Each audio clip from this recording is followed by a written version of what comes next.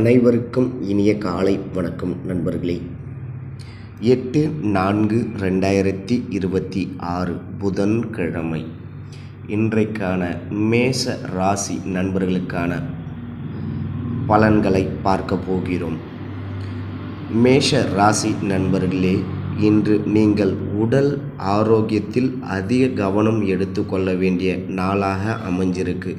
மற்றபடி எந்த ஒரு பணம் எவ்வளோதான் சேர்ந்தாலும் அதில் உங்களால் இன்றைக்கி எடுத்து வைக்க முடியாதுன்னு ஆதங்கப்படுவீங்க, கஷ்டப்படுவீங்க.